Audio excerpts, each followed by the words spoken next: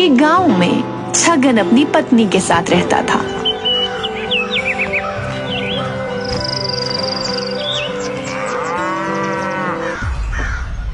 हे भगवान, आप मुझसे कौन से जन्म का बदला ले रहे हो? किसी के दादा परदादा जमीन जायदाद छोड़कर जाते हैं, किसी के सोना चांदी, लेकिन मेरे बाप दादा ने मेरे लिए इस नगीने को छोड़ा है जो दिन भर रंभाती रहती है, और इसकी आवाज सुनने के बदले मुझे क्या मिलता है? गोबर। उसकी बात सुनकर भैंस मानो खिलखिलाकर हंसती है। अरे क्यों दिन भर उस भैंस को कोसते रहते हो? कम से कम उसके गोबर से उपले तो बनते हैं और दूध के लिए कहीं हाथ तो नहीं फैलाने पड़ते, नहीं तो दूध के भी पैसे उधार हो जाते। हाँ, तुम कहती तो ठीक हो। चलो बसंती, उठ जा, तेरे दूध देने का वक्त हो गया है री। अरे तू दूध तो अच्छा भला देती है, लेकिन मेरे सर पर इतना कर्जा है कि मैं तुझे बता ही नहीं सकता रे। तभी छगन को महेश आता हुआ दिखाई देता है। छगन जल्दी से दौड़ा हुआ घर में चला जाता है। अरे क्या हुआ? महेश अगर मेरे बारे में पूछे तो तुम उससे कह देना कि मैं शहर गया हूँ और 2 दिन बाद आऊंगा। आज तो इस छगन से पैसे लेकर ही रहूंगा। हाँ, ए छगन, बाहर निकल, कहाँ मर गया? ए छगन। और जोर जोर से दरवाजा खटखटाता है। निकल, कहाँ मर गया? अरे भाई साहब, वो तो 2 दिन के लिए शहर गए हैं, आप 2 दिन बाद आना। अरे ये तो उसका रोज का बहाना हो गया है?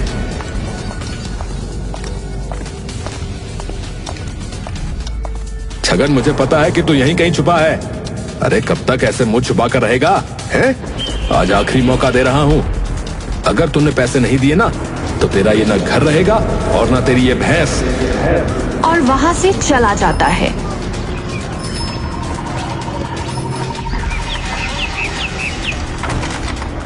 अरे कब तक सबसे मुंह छुपाए फिरते रहोगे? आज ये लोग घर में घुस आए हैं, कल को पता नहीं क्या करेंगे। अरे तो क्या करूं? इतना कर्जा कैसे चुकाऊं? न जाने मेरे दादा परदादा ने इसकी कौन सी जागीर ले ली थी जो ये हर रोज मुझसे पैसे मांगने आ जाता है। आसपास के गांव में तो पूछ पूछ कर थक गया, लेकिन कोई काम देने के लिए तैयार नहीं। तो शहर क्यों नहीं चले जाते? वहाँ तो बहुत सारे काम होते हैं, एक बार जाकर पूछ लो, कहीं कोई काम मिल जाए। तुम कहती हो तो मैं कल ही शहर में भी पूछ आऊंगा। हाँ,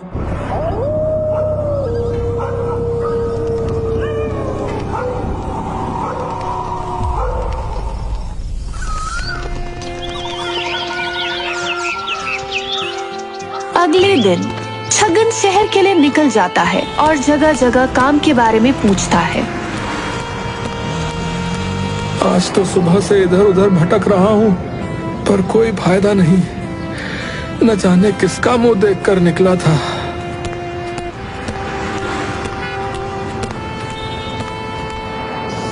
भाई, अगर तुम्हारी दुकान पर किसी आदमी की जरूरत हो तो बताना।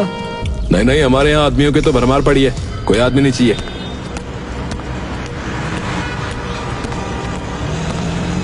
तेज धूप होने के कारण छगन को चक्कर आ जाते हैं और वही गिर जाता है।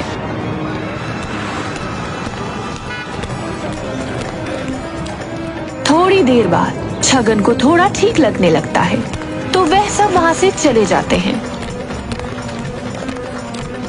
क्या हुआ भैया? छगन उस आदमी को सारी बात बताता है। वैसे मैं तुम्हें काम तो नहीं दे सकता, पर हाँ, तुम अपनी भैंसिया का दूध मुझे दे सको तो मैं दूध के बदले पैसे जरूर दे सकता हूँ। अरे हाँ, क्यों नहीं, वैसे भी मेरी भैंसिया दूध अच्छा देती है भैया। छगन शाम को घर लौट आता है। क्या हुआ, कोई काम मिला शहर में? नहीं, काम तो नहीं मिला, पर वैसे मैं तुम्हें काम तो नहीं दे सकता, पर हाँ, तुम अपनी भैंसिया का दूध मुझे दे सको तो मैं दूध के बदले पैसे जरूर दे सकता हूँ। कांता, दूध बेचकर जो भी पैसा मिलेगा वो हम कहीं भी खर्च नहीं करेंगे, और थोड़ा थोड़ा करके उस महेश के पैसे लौटाऊंगा। उसके बाद ही मेरी जान में जान आएगी।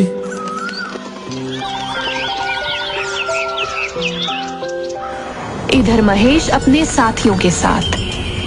वैसे कुछ भी कहो, इस छगन को परेशान करने में मजा बहुत आता है। वो सब तो ठीक है, लेकिन इससे तुम कर्जा किस बात का मांग रहे भाई? उसके पिताजी ने मेरे पिताजी से 20,000 का कर्जा ले रखा था और उसे चुकाने से पहले वो स्वर्ग सिधार गए। बस वही कर्जा मैं वसूल कर रहा हूँ, और वो भी ब्याज के साथ। और बातें करते हुए वे छगन के घर पहुंच जाते हैं।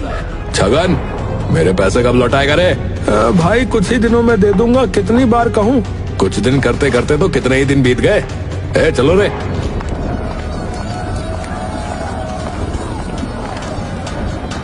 उसके कुछ आदमी मिलकर छगन के घर का सामान इधर उधर पटकने लगते हैं। मुझे किसी से कोई मतलब नहीं, मुझे बस मेरे पैसे चाहिए, समझा? तू तो ये बता कि तू पैसे देगा या फिर तेरा बाप देने आएगा? छगन को इस बात पर बहुत गुस्सा आता है, लेकिन वो कुछ नहीं कहता है। अभी तो जा रहा हूँ, लेकिन जल्दी ही वापस आऊंगा।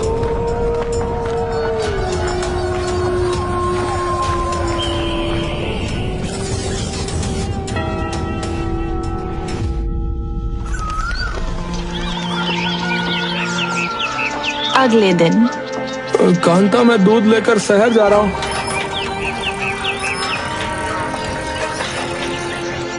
और शहर पहुंच जाता है। अरे भाई, कल तुमसे बात हुई तो थी दूध के बारे में। ये लो, पूरा डिब्बा भरा हुआ है। अरे वाह, ये दूध तो बहुत ताजा और गाढ़ा है। हाँ, मेरी बसंती का दूध बहुत अच्छा है। ये लो, तुम्हारी भैंस बसंती के दूध के पैसे।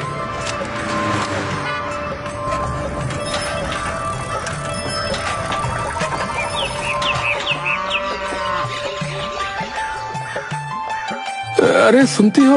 अरे कहाँ हो? यही हूँ, क्या हुआ?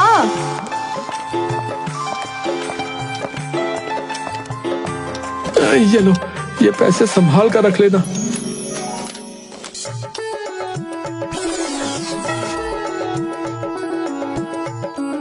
छगन हर रोज दूध निकालकर शहर दे आता था, और अब वह आसपास के लोगों का दूध भी शहर ले जाता था। एक दिन भाई, तुम्हें पता है, तुम्हारी बसंती के दूध की वजह से मेरी बिक्री और भी ज्यादा होने लगी है। और तो और ग्राहक भी बहुत खुश हैं। तुम दूध के अलावा और क्या क्या बेचते हो? अरे भाई, दूध से बनने वाली हर चीज बेचता हूँ, जैसे घी, दूध, मक्खन। क्या शहर में घी भी बिकता है? हमारे यहाँ बहुत सारा घी रखा है, तुम कहो तो ले आओ कल। अरे हाँ, क्यों नहीं, नेकी और पूछ पूछ, इससे मेरा और तुम्हारा, हम दोनों का फायदा होगा भैया।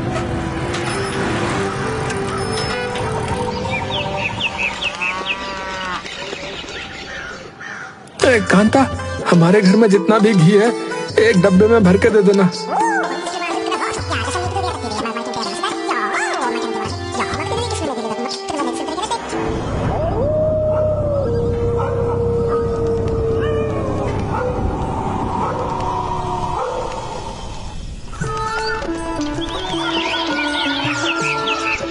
अगले दिन छगन दूध के साथ घी भी ले जाता है।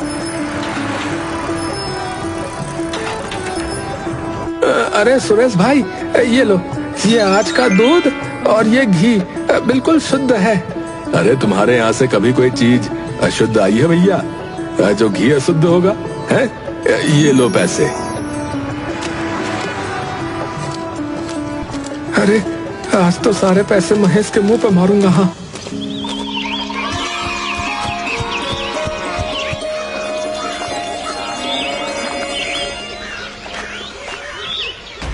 अरे वो देखो, ये छगन आज इतनी ताव में क्यों आ रहा है? जरूर फिर से उधारी मांगने आया होगा।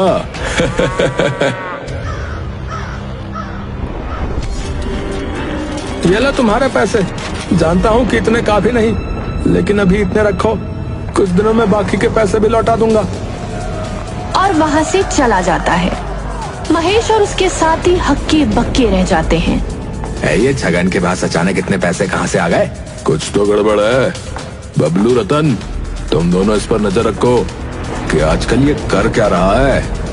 आसपास के गांव वालों को तो मैंने इसे काम देने से मना कर दिया था, वो सब मेरी बात नहीं टाल सकते। अगले दिन बबलू और रतन दोनों जाकर उस पर नजर रखते हैं और महेश को सारी बात बताते हैं। क्या? नहीं, ये इतनी जल्दी मेरा कर्जा नहीं उतार सकता। सरकार, मैं तो कहता हूँ इसके दूध में जमाल गोटा मिला देते हैं, फिर कोई भी इसका दूध नहीं खरीदेगा। चुप कर बेवकूफ, हमेशा छोटा ही सोचता रहता है। हमें तो बीमारी की जड़ी खत्म करनी है।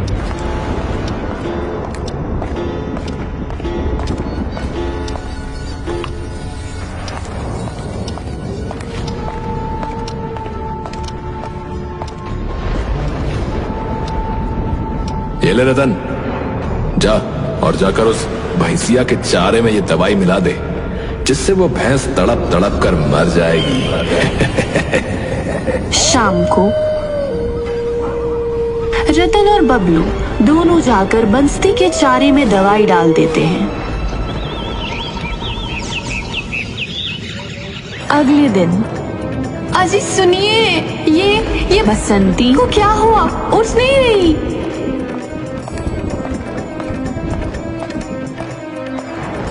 छगन उसे जैसे तैसे उठाने की कोशिश करता है और कुछ दिनों तक उसकी बहुत सेवा करता है, लेकिन उसको नहीं बचा पाए।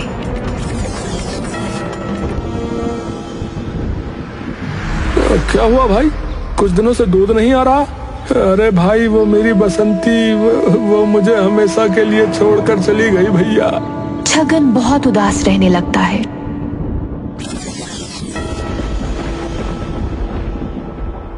अरे ओ रतन, सुना है छगन की बसंती स्वर्ग सिधार गई?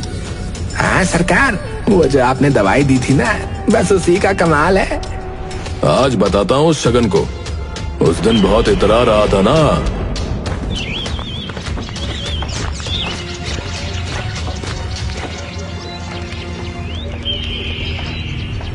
छगन, अरे ओ छगन, बाहर निकल। छगन एक कोने में उदास बैठा हुआ था। महेश की आवाज सुनकर छगन बाहर निकल जाता है और साथ में कांता भी। छगन, मेरा उधार कब चुकाएगा? अब काफी दिन हो गए हैं। उस दिन तो तू बड़े ताव से कह रहा था कि कुछ ही दिनों में मेरा सारा उधार चुका देगा। रे, कब तक चुका रहा मेरा उधार? वो महेश, दरअसल बात ऐसी है कि मेरी बसंती का स्वर्गवास हो गया है, जिस वजह से मैं दूध भी नहीं ले जा पा रहा और गांव के सारे लोगों ने भी मुझे दूध देना बंद कर दिया। तो मैं अभी तो तुम्हारा उधार नहीं चुका सकता। मैं तुम्हारे हाथ जोड़ता हूँ, मुझे कुछ दिनों की और मोहलत दे दो। मोहलत? और तुम्हें? अरे कभी नहीं। अरे इतने दिन हो गए, इतने दिनों में तो ब्याज कितने से कितना हो जाता है। लेकिन अब तुम ही बताओ, मैं क्या करूँ? कहाँ से लाऊं तुम्हारा उधार? मेरे पास कोई कमाई का जरिया नहीं है और जो था वो भी चला गया। एक उपाय है, ये जो तेरा घर है ना, वो मेरे नाम कर दे, और वैसे उधार तो तब भी नहीं चुकेगा।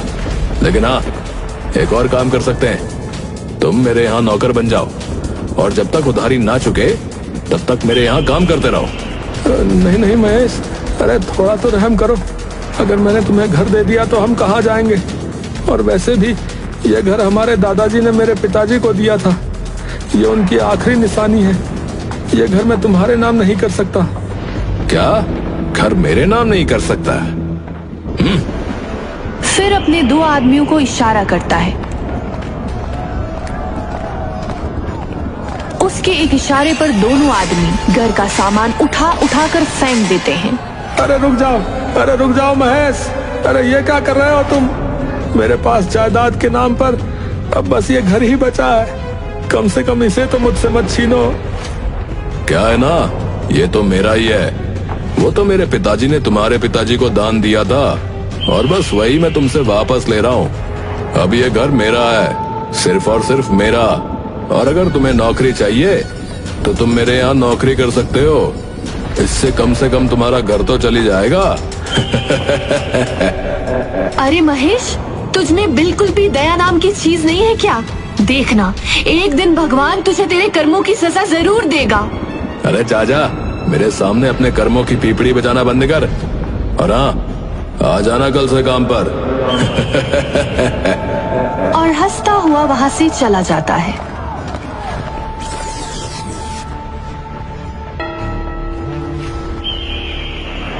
अरे छगन, जा जाकर गायों को चारा डाल दे और उसके बाद खेत पर जाकर सब्जी भी ले आना। कितना इतरा रहा था 4 पैसे कमाकर, अब आ गए ना पैर जमीन पर।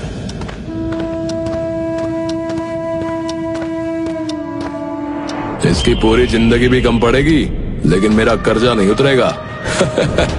वैसे कुछ भी कहो, मजा तो बहुत आ रहा है इसे परेशान करने में।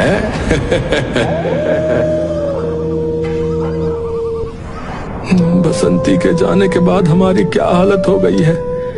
भले ही मैं उसे दिन भर ताने मारता था, लेकिन थी तो वो मेरी साथी ही। मैं चाहकर भी उसे नहीं भुला पा रहा हूँ। बसंती के होने से हमारा दूध का धंधा अच्छा चलने लग गया था, लेकिन अब तो दूसरों के यहाँ काम करके गुजारा करना पड़ता है। अच्छा ठीक है, मैं अभी महेश के यहाँ जाता हूँ, नहीं तो फिर से बवाल मचा देगा। छगन जैसे ही घर से बाहर निकलता है, उसे सामने एक बूढ़ा आदमी बेहोश पड़ा हुआ दिखाई देता है। अरे कांता, ये देखो कौन है।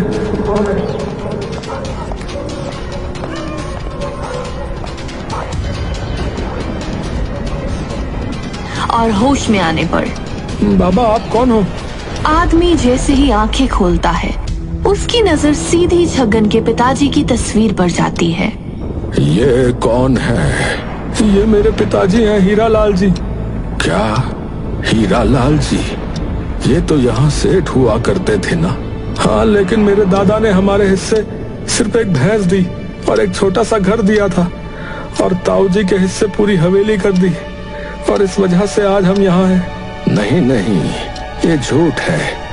मैं तुम्हारे दादा परदादाओं के यहाँ मुंशी रह चुका हूँ, और लालच में आकर तुम्हारे ताऊजी के साथ मिलकर मैंने तुम्हारे दादा की वसीयत बदल दी थी बेटा।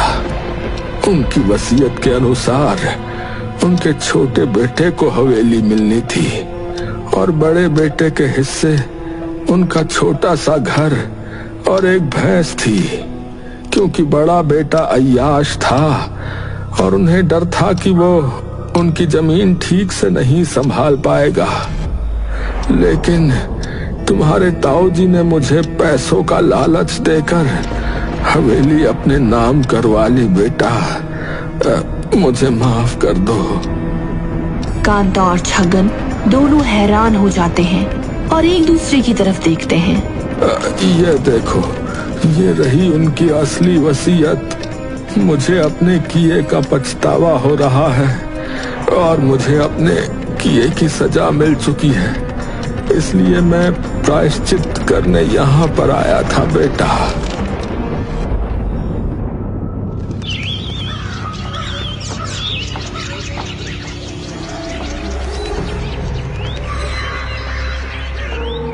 आ गया तू? ये ले फावड़ा, और खेत में कुआं खोद दे। और ये बूढ़ा कौन है रे? भगा इसे यहाँ से। हमारे यहाँ इन जैसे लोगों के लिए जगह नहीं है। महेश, इस हवेली पर मेरे पिताजी का हक था, ना कि तुम्हारे। है? क्या बकवास कर रहा है? मैं बचपन से इस हवेली में रह रहा हूँ। लेकिन हवेली पर तो हक मेरा भी था, और वो हक हमसे तुम्हारे पिताजी ने छीना। फिर बूढ़ा आदमी पूरे गांव को सारी बात बताता है। अरे ऐसे कैसे? मैं अभी सरपंच के पास जाऊंगा। सरपंच जी को मैंने पहले ही बता दिया है, और ये रही वसीयत।